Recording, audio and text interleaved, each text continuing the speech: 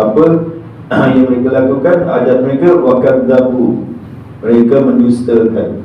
Mereka mendustakan mukjizat itu, mereka mendustakan Nabi Muhammad dan mukjizat, mendustakan Nabi Muhammad dan mukjizat, wattaba'u ahwa'ahum, serta mereka mengikut hawa nafsu mereka, tak nak ikut bukti ayat. Di sini ayat ada dua makna. Kita kalau ikut peristiwa ni, ayat di sini adalah mukjizat terbelahnya bulan. Tapi ulama cakap ayat ni umum. Ayat ni umum, jadi mungkin boleh juga diartikan apabila mereka melihat ayat. Ayat ada dua, satu ayat Quran, ayat syar'i, dan satu ayat kauni. Ayat kauni adalah ciptaan Allah SWT, seperti bintang, bulan, matahari. Jadi mereka bila melihat ayat, kalau contoh ayat Quran, dia akan berpaling dan dia tuduh ayat Quran ni sihir juga. Daripada kata-kata mereka mendustakan ayat Quran. Kalau tak ikut ayat Quran, mereka ikut apa, tuan-tuan? Kalau tak nak ikut ayat Quran, dia ikut apa? Kalau kita tak nak berubat dengan ayat Quran, cakap berubat lah, tak nak berubat dengan ayat Quran, kita nak berubat dengan apa? Japi-japi lah, mantra-mantra, yang dia ditiup oleh homo-homo itu lah. Tak nak apa choice secara tradisi lah, dekat berubat secara tradisi. Kalau tak pakai ayat Quran, bagi apa? Itu ayat-ayat setan lah, senang juga. Ayat-ayat yang diajar, wattaba'u ma tatlu syayatinu ala mulki Sulaiman, mereka mengikut apa yang dibacakan oleh syayatin, setan-setan. Jadi tutup umur ni akan gunakan ayat-ayat setan untuk menyihir orang. Sama juga mereka akan mengikut ahwa-ahum. Kalau tak ikut ayat Quran, mereka akan ikut hawa nafsu mereka. Mereka diberi dua pilihan. Kita hidup ni diberi dua pilihan aja, sama ada nak ikut ayat Quran atau hawa nafsu kita. Senang je. Kalau kita tak ikut ayat Quran, contohlah ayat Quran suruh aqimus solat, dirikan solat, tak nak lah.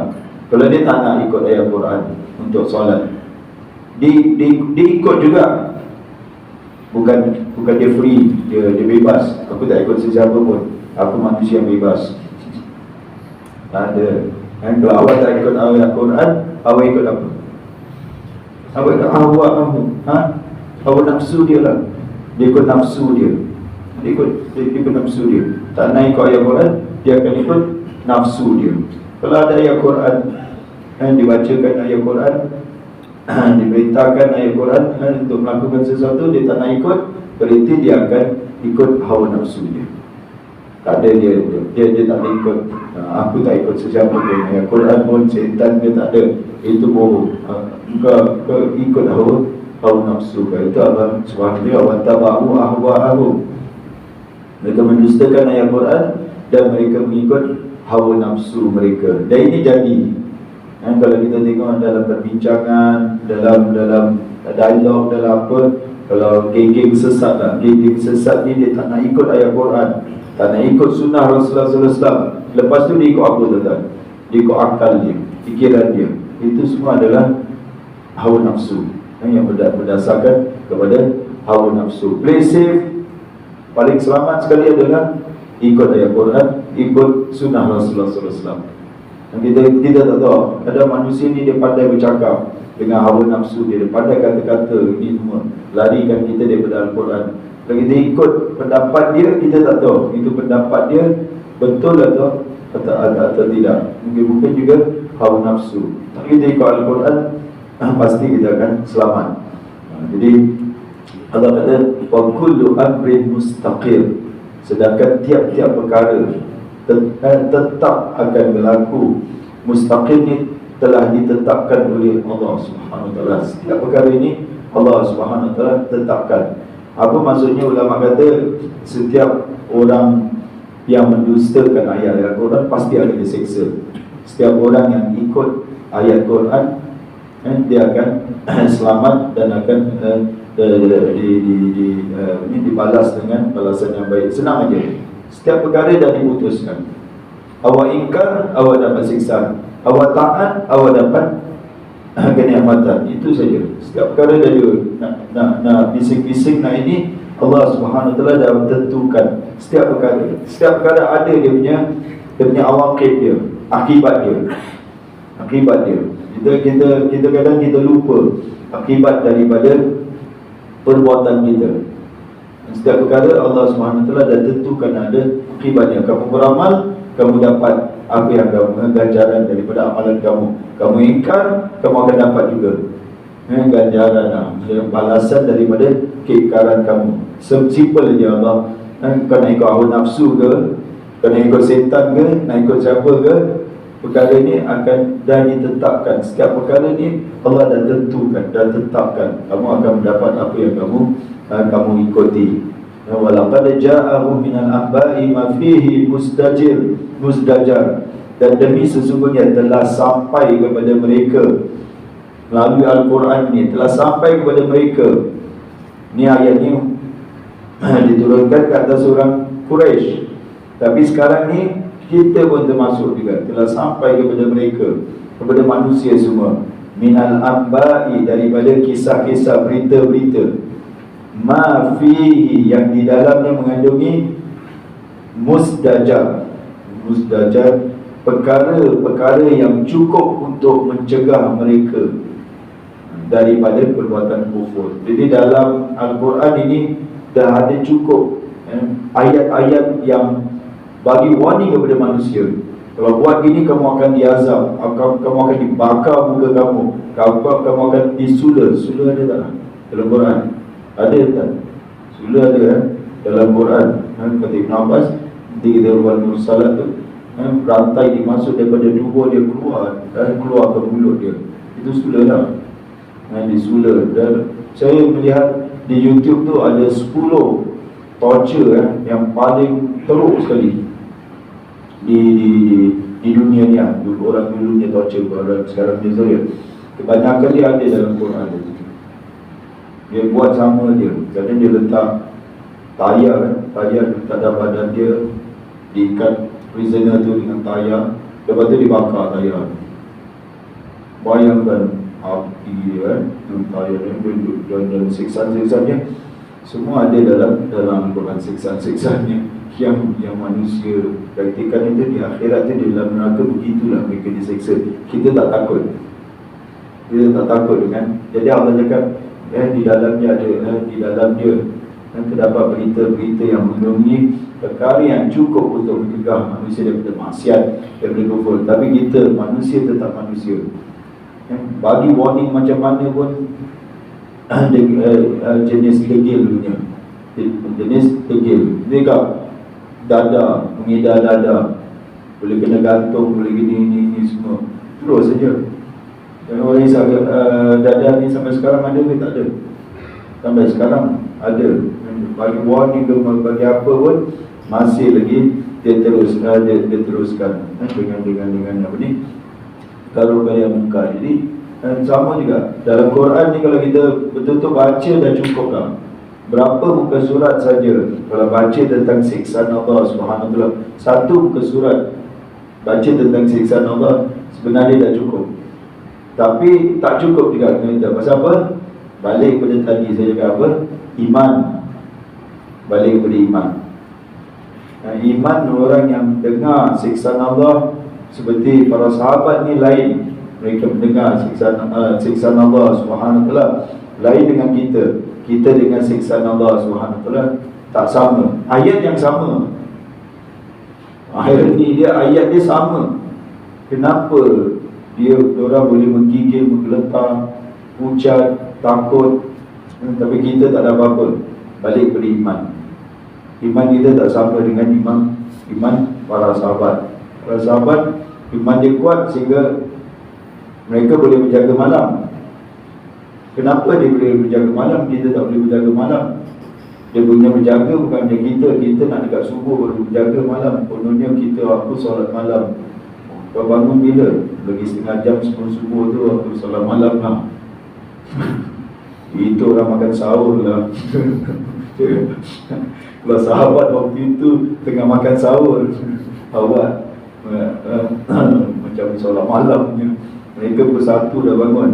Ada pukul 1, pukul 2, pukul 1 pukul 1 solat malam. Setiap malam tadi, bukan macam kita dah sebulan sekalinya pukul 1 punya, tak ada. Ni setiap malam pukul 1 ni. Kita hari bangun pukul 1. The next punya pukul 1 bila? Tahun depan kot. Dia tiap malam je kuatnya iman mereka tu. Tak ada tidur.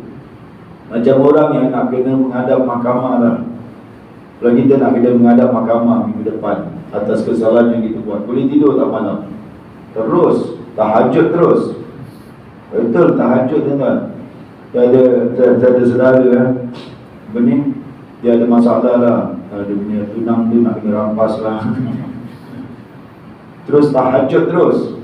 Tanya saya doa macam ni, doa apa yang bagus? Bukan solat 5 waktu lagi tau. Terus naik terus iman dia. Terus tahajud terus. Bangun tahajud. Apa ni kau bangun tahajud? Anak-anak kita bila nak exam semua tengok macam mana. Tahajud betul.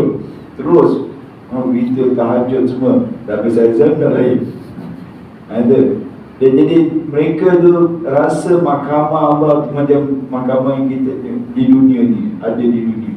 Oh, itu yang susah nak dapat. Ni nak belajar, macam mana dia belajar pun nak dapat iman macam itu kan. Allahu Akbar. Merasakan akhirat itu macam di dunia. Sahabat Nabi Kaifa asbahta? Nabi tanya, bagaimana kamu berpagi-pagi? Aku berpagi-pagi mukmin haqqan, dia kata. Aku seorang mukmin yang benar. Rasulullah cakap, tengok, perhatikan apa yang kau cakap ni. Jangan cakap sembarang. Bahasa saya ni gitulah, dia cakap sembarang ni. Cakap baik-baik. Cakap, aku berpagi-pagi seolah-olah aku melihat ahli neraka diseksa. Oh, begitu. Aku berpagi-pagi aku melihat ahli syurga bergembira. Oh, rasa begitu. Itu Ali bin Abi Thalib kata, kalau dibuka langit ini, dibuka langit dan nampak apa di atas langit, iman aku takkan bertambah. Sama je macam sahabat punya iman tu. Berarti mereka macam melihat akhirat itu di depan mata mereka. Betul-betul mencegah mereka. Terus mereka tak buat syirik, tak buat maksiat, tak buat, langsung terus habis. Transform tuan-tuan. Daripada orang yang seperti Umar bin Khattab, mereka yang ganas-ganas sebelum tu, bagaimana boleh transform sehingga kata Zaid Qutb, mereka lupa mereka ni orang Arab. Sampai mereka lupa mereka ni orang Arab. Bila datang ayat Quran aja, musdajar aja yang mengandungi perkara teguran-teguran lah. Kata kalau Numan Akhir kan cakap macam scolding tu marah. Macam ayat-ayat yang marah mereka terus tinggalkan syirik. Kita berapa lama dah Islam, masih lagi syirik lagi, masih lagi bomoh-bomoh lagi, masih lagi buat perkara-perkara yang mungkar. Ayat Quran yang sama dah turun bagi kita. Riba, ayat tentang riba, kalau kita nak baca satu muka surat dalam surah Al-Baqarah, satu muka surat tentang riba, kita macam tak ada apa-apa. Relax, berapa persen? Alah, 2% tak besar, tak banyak lah. Allah Akbar. Macam tak ada apa-apa. Ayat riba dah turun, cakap kamu akan dibangkitkan dalam keadaan dirasuk dengan setan, pusing manusia. Dan Allah Subhanahu Wa Taala warning dalam ayat riba tu, Allah cakap, aku akan azab kamu dalam neraka. Itu satu-satunya ayat, kata Imam Abu Hanifah, aku paling takut sekali ayat ni, kerana dia dimulakan ya ayyuhalladzina amanu, wahai orang yang beriman. Bukan wahai orang kafir, wahai orang beriman. Kalau kamu tak tinggalkan riba, aku akan azab kamu di dalam neraka. Warning Imam Abu Hanifah, kayaknya ayat ni bukan main-main, bukan untuk orang kafir ni. Azab Allah akan azab kamu, wahai orang yang beriman. Terus mereka tinggalkan, mencegah. Terus ayat-ayat ini cukup untuk mencegah mereka. Tapi kita masih terus lagi, masyarakat kita masih terus. Pasal apa? Kenapa tuan-tuan? Tadi Iman tak menjawabkan yang itu. Dari satu jawapan. Pasal apa? Pasal tak belajar Al-Quran. Belajar agama Islam. bertahun-tahun belajar agama Islam, Quran pun tak pernah buka, Quran pun tak pernah telaah, Quran pun tak pernah baca, tak pernah tadabbur, tak pernah itu. Jadi dia tak dapat sumber yang daripada Allah SWT. Para sahabat semua kerana bagaimana mereka menjadi apa yang mereka jadi itu kerana sumber mereka adalah Al-Quran. Kita belajar segala kitab ini, aku dah hafal kitab ni, kitab ni, Quran pun tak baca. Dah habis baca Al-Quran 30 juz, dah ikuti kelas tafsir, tak ada. Seolah-olah aku tak ada masa. Allah, saya pernah jumpa di Terengganu, tuan-tuan, kan saya pergi daurah, tapi 5 hari je lah, dia sepatutnya 50 hari tapi saya 5 hari dah KO. Saya jumpa dengan seorang hamba Allah ni, duduk dengan dia kata, saya dah habis dengan Maulana punya 30 juz. Cakap, ya betul, itu Hafsah datang minat dengan live. Dia dah habis. Cakap, macam mana? Pulang balik kerja je.